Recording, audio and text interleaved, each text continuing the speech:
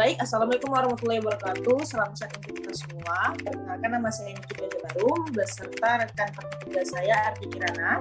Di sini kami akan mempresentasikan sebuah battle critical thinking dengan tema saya ialah kepentingan pembangunan ibu kota negara atau disebut dengan IKN, dan tema rekan saya itu pembangunan berkelanjutan. Baik, langsung saja ke rekan saya Arti untuk memperlihatkan dan menjelaskan materinya. Oke, terima kasih Kak Niki. Saya akan membuka materi saya melalui PPT. Apakah sudah nampak presentasi PPT saya, Kak? Ya, siap, sudah. Oke, langsung saja materi yang akan saya bawa, pembangunan berkelanjutan.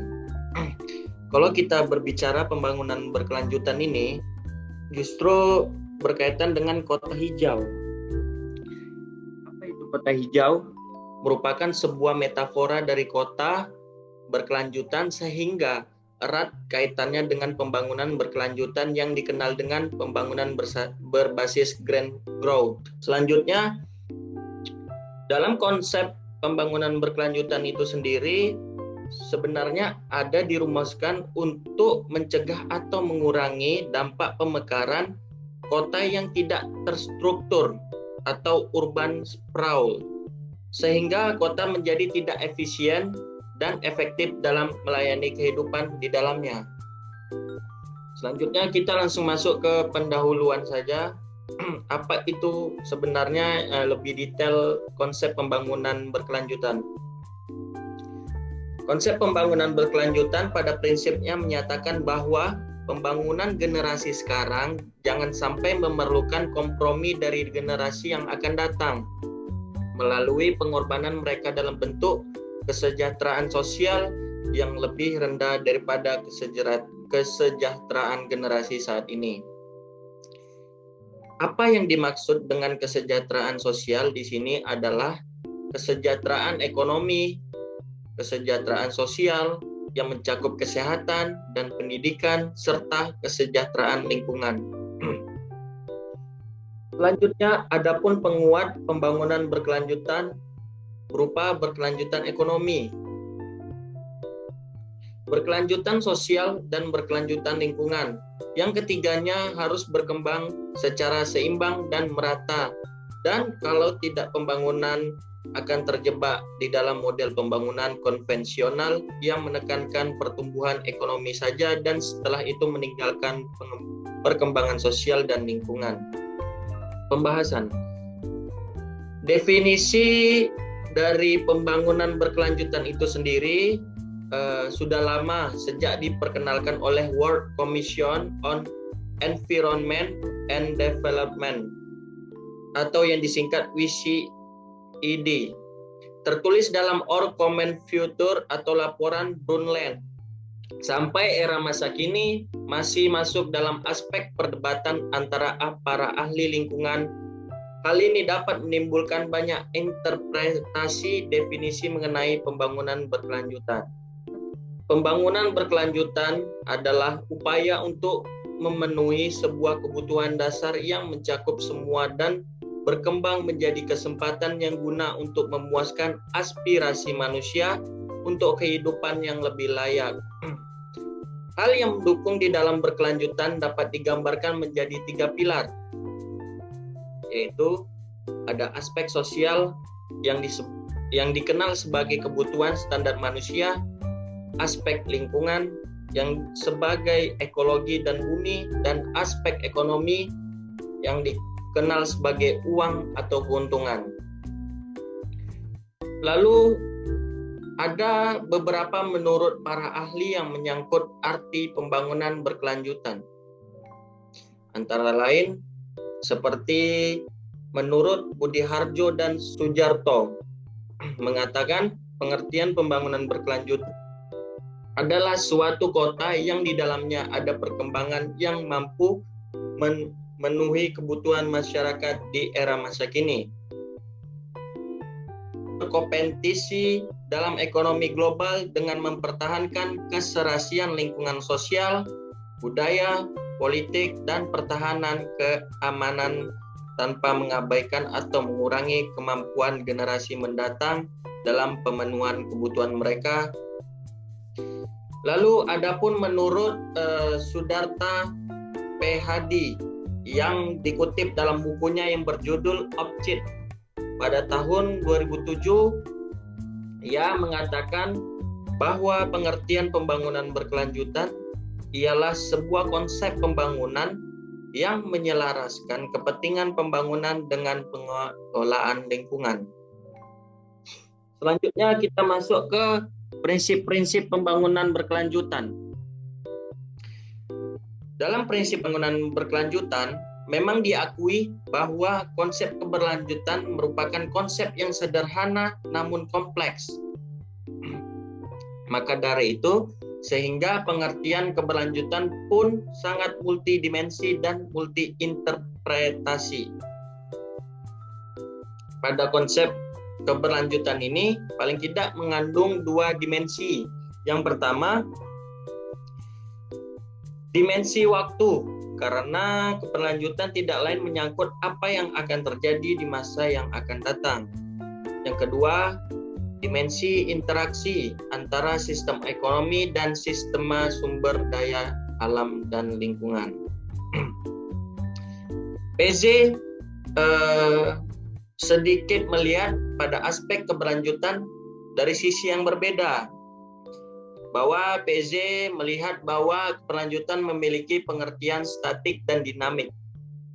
Keberlanjutan dari sisi statik diartikan sebagai pemanfaatan sumber daya alam terbarukan dengan laju teknologi yang konstan. Sementara keberlanjutan dari sisi dinamik dapat diartikan sebagai pemanfaatan sumber daya alam yang tidak terbarukan dengan tingkat teknologi yang terus berubah.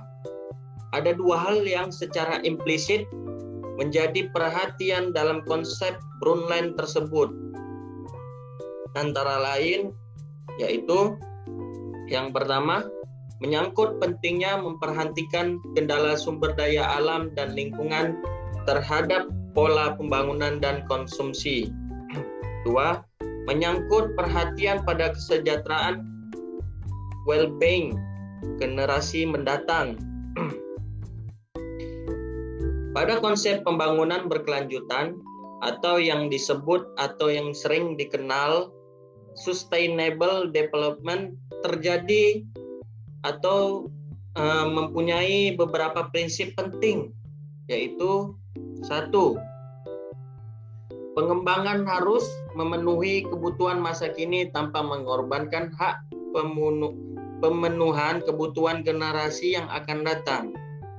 Dua, pembangunan harus tetap memperhatikan ekosistem yang ada sesuai dengan kemampuan daya dukungnya sehingga tetap terjaga dan kualitas lingkungan tidak mengalami penurunan.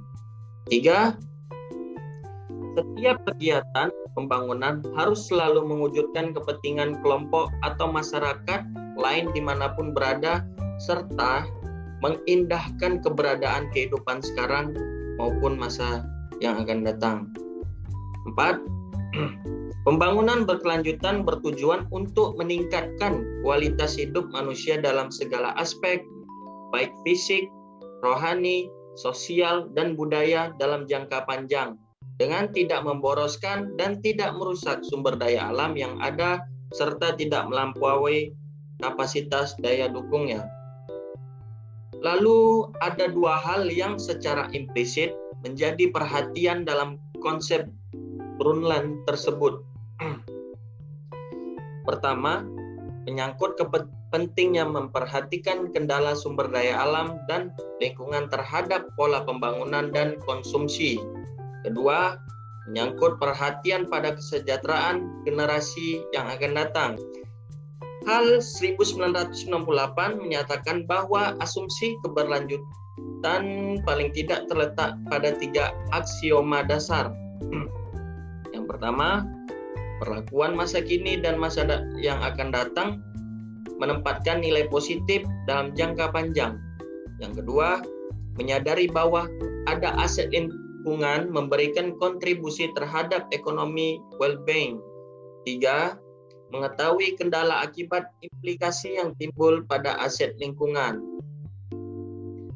Dali 1990 menambahkan beberapa aspek mengenai definisi operasional pembangunan berkelanjutan, antara lain untuk sumber daya alam yang terbarukan, laju permanen harus sama dengan laju regenerasi. Untuk masalah lingkungan, laju pembuangan limbah harus setara dengan kapasitas asimilasi lingkungan. Selain definisi operasional di atas, Harris 2000 melihat bahwa konsep keberlanjutan dapat diperinci menjadi 3 aspek pemahaman. Aspek pemahaman antara lain yaitu yang pertama, ada keberlanjutan ekonomi yang dapat diartikan sebagai pembangunan yang mampu menghasilkan barang dan jasa secara kontinu untuk memelihara keberlanjutan pemerintahan dan menghindari terjadinya ketidakseimbangan sektoral yang dapat merusak produksi pertanian dan industri. 2. Keberlanjutan lingkungan. Sistem keberlanjutan secara lingkungan harus memelihara sumber daya yang stabil, menghindari eksploitasi sumber daya alam, dan fungsi penyerapan lingkungan. Konsep ini juga menyangkut pemeliharaan keanekaragaman hayati, stabilitas ruang udara, dan fungsi ekosistem lainnya yang tidak termasuk kategori sumber-sumber manusia atau ekonomi. 3. Keberlanjutan sosial. Keberlanjutan secara sosial diartikan sebagai sistem yang mampu mencapai kesetaraan, penyediaan layanan sosial termasuk kesehatan, pendidikan gender, dan akuntabilitas politik. Selanjutnya kita masuk kepada macam-macam hubungan dalam pembangunan berkelanjutan. Hubungan pembangunan dan lingkungan dapat kita jelaskan di dalam melakukan pelaksanaan pembangunan ini juga mempengaruhi dan dipengaruhi oleh lingkungan. Dalam arti kata suatu sistem, maka keduanya tidak dapat dipisahkan satu sama lain. Secara umum, pembangunan bertujuan untuk meningkatkan mutu hidup rakyat dan memenuhi kebutuhan dasar rakyat yang lebih baik. Maka kemampuan lingkungan hidup dalam mendukung kehidupan pada tingkat yang lebih tinggi seharusnya dipelihara dari kerusakan.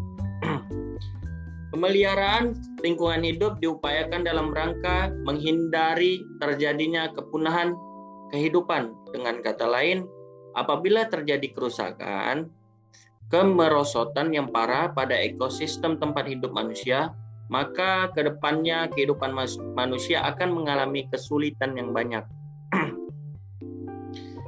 Adapun beberapa hal yang seyogyanya diperhatikan dalam pelaksanaan pembangunan dan pemanfaatan sumber-sumber alam yang dapat diperbarui, yaitu sebagai berikut. A. Generasi yang akan datang harus tetap mewarisi suatu alam yang masih penuh sumber kemakmuran untuk dapat memberi kehidupan kepada mereka. Tetap adanya keseimbangan dinamis di antara unsur-unsur yang terdapat di alam. Ketiga, yaitu C, dalam penggalian sumber-sumber alam harus tetap dijamin adanya pelestarian alam. Artinya, pengambilan hasil tidak sampai merusak, terjadi autoregenerasi dari sumber alam tersebut. Yang D, perencanaan kehidupan manusia hendaknya tetap dengan lingkungan dan terciptanya kepuasan baik fisik, ekonomi, sosial maupun kebutuhan spiritual. Selain itu, dalam perencanaan dan pelaksanaan proyek pembangunan dan penggalian sumber daya alam untuk kehidupan harus disertai dengan antara lain terdapat 6 poin, yaitu yang pertama, strategi pembangunan yang sadar akan permasalahan lingkungan hidup dengan dampak ekologi yang sekecil-kecilnya. Yang kedua, suatu politik lingkungan se-Indonesia yang bertujuan mewujudkan persyaratan kehidupan masyarakat Indonesia yang lebih baik untuk puluhan tahun yang akan datang. Yang ketiga, eksploitasi sumber hayati yang didasarkan tujuan kelanggengan atau kelestarian lingkungan dengan prinsip memanen hasil tidak akan menghancurkan daya autoregenerasinya. 4.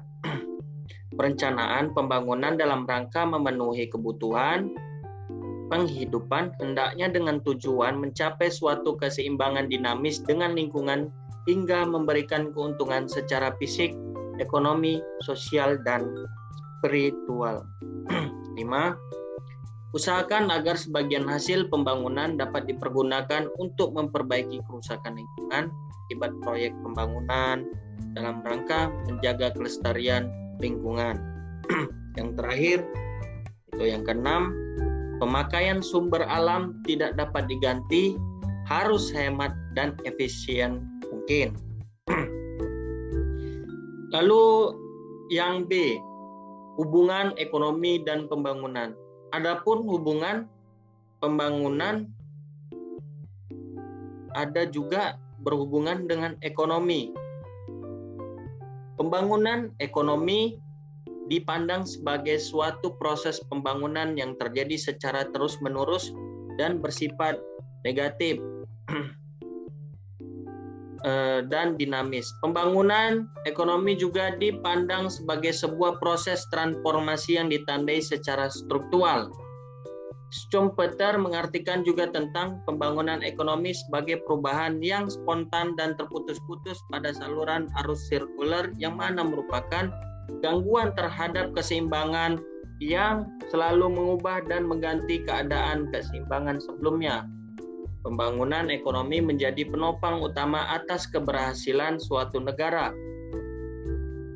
Namun di lain sisi pembangunan juga menjadi problem besar yang harus dihadapi, terutama dampak dari proses kegiatan pembangunan terhadap kualitas lingkungan hidup. Kaitan transisi demografi dan pembangunan. Pada awal mulai proses transisi, masih tingginya angka kelahiran akan mempengaruhi pemerataan pembangunan. Pengaruhnya antara lain dapat dilihat dari 5 aspek sebagai berikut. 1. Untuk negara yang sedang berkembang. 2. Penduduk yang kurang berpendidikan dan lebih miskin akan cenderung memiliki anak lebih banyak dibandingkan dengan yang terpenuhi kebutuhannya. Yang ketiga, seorang ibu yang lebih sering melahirkan anak akan mempunyai permasalahan kesehatan yang lebih besar. 4. Kesempatan partisipasi wanita dalam pasar kerja dan kegiatan sosial bagi mereka yang lebih sering memiliki anak akan berkurang karena banyak anak berarti memerlukan waktu yang lebih banyak untuk memelihara anaknya. 5. Penduduk yang besar jumlahnya akan berkaitan dengan pengurusakan lingkungan karena rasan antara produksi dan konsumsi penduduk yang meningkat dengan cepat. Pada konsep pendidikan dan pembangunan berkelanjutan. Konsep adalah ide yang direncanakan di dalam pemikiran seseorang. Konsep ialah pengertian, paham, dan rancangan yang sudah dibentuk dalam pikiran. Konsep pendidikan untuk pembangunan berkelanjutan ini mencakup sebuah visi baru pendidikan yang mengusahakan pemberdayaan orang segala usia untuk siap bertanggung jawab dalam menciptakan sebuah masa depan berkelanjutan. Pendidikan untuk pembangunan berkelanjutan merupakan gabungan dari 2 istilah, yaitu pendidikan dan pembangunan berkelanjutan. Pendidikan ini juga merupakan sebuah usaha sadar dan terencana untuk mewujudkan suasana belajar yang efektif dan proses pembelajaran agar peserta didik secara aktif mengembangkan potensi dirinya masing-masing guna memiliki kekuatan spiritual, keagamaan, pengendalian diri, kepribadian, kecerdasan, akhlak mulia, serta keterampilan yang diperlukan dirinya, masyarakat, bangsa, dan negara. Lalu kita masuk yang ke terakhir, yaitu strategi pembangunan berkelanjutan. Adapun berbagai konsep yang dapat dirumuskan menjadi prinsip. Hal ini dapat 4 komponen yang perlu diperhatikan, yaitu pemerataan, partisipasi, keanekaragaman, integrasi, dan perspektif jangka panjang. Berikut penjelasan dari 4 komponen tersebut.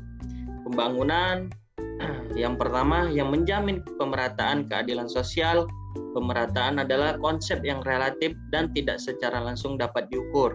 Yang kedua, pembangunan yang menghargai keanekaragaman, meliharaan keanekaragaman hayati adalah prasyarat untuk memastikan bahwa sumber daya alam selalu mempunyai ketersediaan secara berkelanjutan. Yang ketiga, pembangunan yang menggunakan pendekatan integratif. Pembangunan berkelanjutan ini juga mengutamakan yang di dalamnya ada keterkaitan antara manusia dengan alam. Yang terakhir, pembangunan yang meminta perspektif jangka panjang. Masyarakat cenderung menilai masa kini lebih dari masa depan. Implikasi pembangunan berkelanjutan merupakan tantangan yang melandasi penilaian ini. Berikut presentasi pembangunan berkelanjutan dari saya. Saya minta tanggapan atau saran kritikan dari Kak Nikita Yuzambia Arum.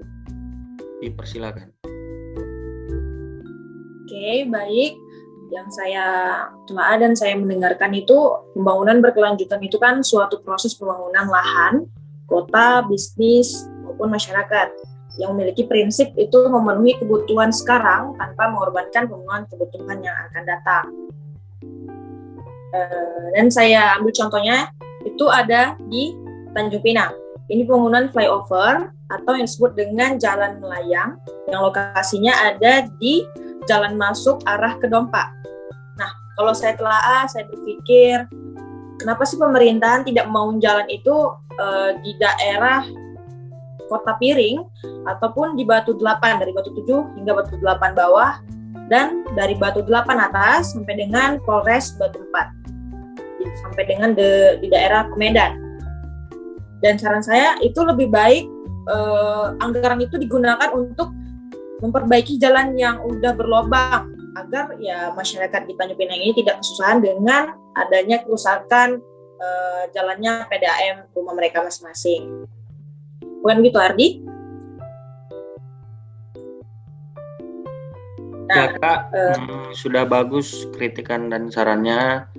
Nah, di jalan, dan satu lagi di jalan kilometer 13 daerah Kijang, itu juga belum ada pembuatan jalan aspal. Nah, lebih baik dan lebih penting juga anggaran itu mungkin dibuatkan untuk yang lebih penting lagi untuk menutupi situasi sekarang, mungkin makanya dibuat untuk jalan flyover. Itu saja sih pendapat dan masukan dari saya. Sedikit tambahan dari saya, sebenarnya keberhasilan dari pembangunan berkelanjutan itu sendiri tidak hanya bergantung pada sektor ekonomi, kan, melainkan perlu adanya sebuah campur tangan dari pemegang kekuasaan. Contohnya seperti ya yang kakak bilang dari Tanjung Pinang itu sendiri, ya pemegang kuasaannya paling tinggi gubernur. Dalam hal ini juga termasuk pemerintah yang ada di Kota Tanjung Pinang, guna juga sebenarnya mengimplementasinya pembangunan berkelanjutan sehingga tercapai pemerataan kesejahteraan itu tersebut. Itu juga seperti contohnya yang jalan juga belum diperbaiki, kurangnya ada pemerataan perbaiki jalan gitu kan. Oleh karena itu, pembangunan berkelanjutan ini berorientasi pengembangan kota hijau yang awalnya saya sudah jelaskan pas pertama presentasi, yang memiliki kualitas hidup baik dan kondisi lingkungan yang kondusif. Begitu saja Kak, saran dan kritikannya. Iya. Oke. Baik, terima kasih Kak. Akan saya lemparkan ke presentasi Kak Niki. Saya persilakan. Oke, terima kasih Ardi. Di sini saya akan mempresentasikan judul dengan kepentingan pembangunan ibu kota negara. Pentingnya pembangunan ibu kota negara di periode 2035 sampai dengan 2045 akan ada pembangunan infrastruktur dan ekosistem 3 kota di kawasan IKN. Pemerintah juga hendak menjadikan IKN sebagai destinasi FDI nomor 1 untuk sektor-sektor ekonomi prioritas di Indonesia, serta menjadi 5 besar destinasi untuk utama di Asia Tenggara. Pada periode ini pula, pemerintah akan mendorong jaringan utilitas yang berkelanjutan di IKN dengan mengimplementasikan enablers ekonomi sirkular, serta mengembangkan pusat inovasi dan pengembangan talenta. Adapun di periode 2045 dan selanjutnya, IKN ditargetkan agar dikukuhkan reputasi sebagai kota dunia untuk semua dan menjadi kota terdepan di dunia dalam hal daya saing. Di masa tersebut, IKN juga diharapkan masuk dalam 10 kota layak huni terbaik serta mencapai net zero carbon emission dan 100% energi terbarukan kepada kapasitas terpasang. IKN juga ditargetkan menjadi kota pertama di dunia dengan jumlah penduduk lebih dari 1 juta jiwa yang mencapai target netral karbon tersebut. IKN nantinya akan dijadikan sebagai super hub yang terdiri dari 6 klaster ekonomi. Tepat di hari Selasa 27 Agustus 2019, DPR RI menyelenggarakan sidang paripurna. Di dalam sidang tersebut, Presiden Jokowi membacakan surat dukungan pemindahan Ibu Kota Republik Indonesia. Dan masuk ke pemindahan ibu kota dalam perspektif ekonomi analysis of law. Merupakan sebuah penerapan prinsipnya ekonomi sebagai pilihan rasional untuk menganalisa persoalan hukum. Umumnya pemindahan ibu kota ini pada beberapa negara disebabkan oleh beberapa faktor seperti dasar efisiensi, bencana, politik, dan sebagainya. Adapun wacana pemindahan ibu kota di Indonesia terdapat diidentifikasi pada 3 pulau, yaitu antara lain 1. Pulau Palangkaraya atau bisa disebut dengan Kalimantan Tengah. Yang kedua, Tanah Bumbu atau Kalimantan Selatan. Yang ketiga, Penajam atau Kalimantan Timur. Kita masuk ke konsep ibu kota. Yang kita ketahui ini adalah ibu kota yang menjadi pusat pemerintahan, suatu tempat kedudukan pusat pemerintahan di suatu negara yang terdapat unsur administratif seperti eksekutif, yudikatif, dan legislatif. Jumlah penduduk Indonesia sekitar 237 juta jiwa, serta memiliki warisan kekayaan sekitar 1.100 suku bangsa, 700 bahasa lokal, 300 gaya seni tari, 400 lagu daerah, dan 23 lingkungan adat yang hidup sebagai bangsa dan warga negara dalam berbagai keragaman dan perbedaan yang berjalan baik selama ini. Dan perhatikan pentingnya aspek simbiolisasi negara melalui ibu kota ini munculkan kebutuhan rancangan ibu kota negara Republik Indonesia yang dapat mempresentasikan identitas dan kesatuan bangsa dalam rangka nation and state building, merefleksikan kebinekaan Indonesia dan meningkatkan penghayatan terhadap Pancasila. Dan kita masuk pada kesimpulan, berdasarkan pembahasan di atas dapat disimpulkan sebagai setiap negara dibutuhkan satu kota untuk ditetapkan sebagai ibu kota negara yang memiliki tanggung jawab atas tempat pemerintahan pusat pada Indonesia. Tidak hanya di Indonesia saja, tapi di negara lain juga ada. Sesuai dengan yang tertera di dalam Undang-Undang Nomor 29 Tahun 2007 menyatakan bahwa DKI Jakarta lah ibu kota Indonesia yang jelas memiliki prestasi tersendiri dan patut dibanggakan dan dipertahankan. Kepentingan dari sebuah pembangunan ibu kota negara karena ibu kota ini dapat mencerminkan sisi kebudayaan dari negara yang menunjukkan sebuah karakter yang unik dan berciri khas. Dari ibu kota juga dapat sebagai identitas sebuah negara, dibangun untuk memajukan negara agar masyarakatnya menjadi makmur dan berkehidupan yang cukup. Oke, sekian dari hasil presentasi saya. Mungkin Bang Ardi memberikan tanggapan atau kritik. Oke, ada beberapa tanggapan yang saya akan tanggapin atau saya kritik. Begitu pula yang akan saya berikan saran. Sebelumnya saya menjelaskan sedikit. Ibu kota itu merupakan pusat pemerintahan atau suatu peran ini yang membuat ibu kota menjadi simbol suatu negara yang dapat menunjukkan siapa yang mengendalikan ibu kota juga dapat mengendalikan pemerintahan dalam segala nasional. Lalu saya menyinggung ada hal seperti pembangunan ibu kota baru yang akan bangun di Kalimantan ya. Iya, Kalimantan. Saya menyinggung di situ menanggapi. Sebenarnya membangun ibu kota negara tidak hanya menyiapkan sebuah infrastruktur dan lingkungannya, tapi sebenarnya ada hal yang penting bukan dari infrastruktur dan lingkungannya aja. Nah, namun ada harus yang disiapkan manusianya, baik yang akan pindah maupun yang telah lama menetap. Lalu saya menanggapi lagi, sebenarnya pembangunan ibu kota negara itu sendiri yang kita ketahui sekarang sebenarnya banyak yang memberikan tanggapan kontra. Kenapa kontra? Bahwa minoritas besar yang menanggapi pembangunan ibu kota baru ini, respondennya memberikan tanggapan tidak setuju. Seperti banyak yang kita ketahui bahwa dari membaca di medsos ataupun yang lainnya.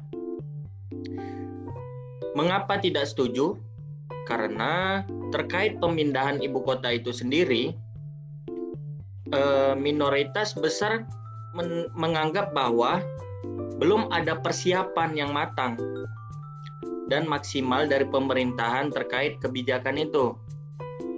Jelas kita tahu pemerintah untuk membangun IKN itu sendiri kan banyak mengajukan proposal ya, bukan proposal, atau ibaratnya intinya berhutang lah demi untuk membangun ibu kota negara itu sendiri yang ada di Kalimantan. Jawaban yang tadi itu banyak ditanggapi, minoritasnya tidak setuju. Di atas menjadi dominan karena masyarakat menilai bahwa pemerintahan terkesan terburu-buru terhadap keputusan itu.